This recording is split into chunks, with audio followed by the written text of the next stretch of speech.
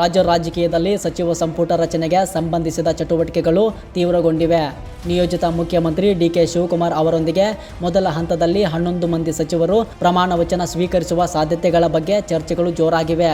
ಹಿರಿಯ ಹಾಗೂ ಅನುಭವಿ ನಾಯಕರ ಜೊತೆಗೆ ಹೊಸ ಮುಖಗಳಿಗೂ ಅವಕಾಶ ಸಿಗುವ ನಿರೀಕ್ಷೆ ಇದೆ.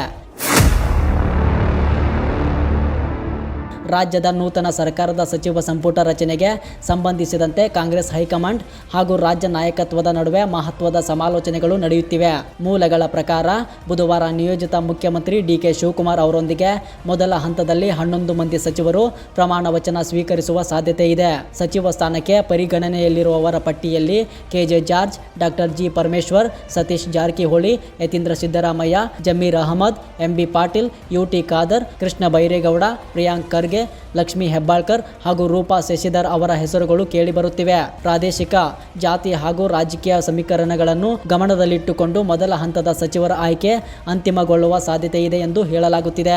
ಇನ್ನು ಅಧಿಕೃತ ಪಟ್ಟಿ ಪ್ರಕಟವಾಗಿಲ್ಲವಾದರೂ ಸಚಿವ ಸ್ಥಾನಕ್ಕೆ ಹಲವು ನಾಯಕರು ದೆಹಲಿಯಲ್ಲಿ ಲಾಬಿ ನಡೆಸುತ್ತಿರುವುದು ರಾಜಕೀಯ ವಲಯದಲ್ಲಿ ಚರ್ಚೆಗೆ ಗ್ರಾಸವಾಗಿದೆ. ಸಚಿವ ಸಂಪುಟದ ಮೊದಲ ಹಂತದ ರಚನೆಗೆ ಸಂಬಂಧಿಸಿದ ಕುತೂಹಲ ದಿನದಿಂದ ದಿನಕ್ಕೆ ಹೆಚ್ಚುತ್ತಿದ್ದು, ಬುಧವಾರದ ಪ್ರಮಾಣ ವಚನ ಸಮಾರಂಭದ ವೇಳೆ ಯಾರು ಸಚಿವರಾಗಲಿದ್ದಾರೆ ಎಂಬುದು ಸ್ಪಷ್ಟವಾಗಲಿದೆ.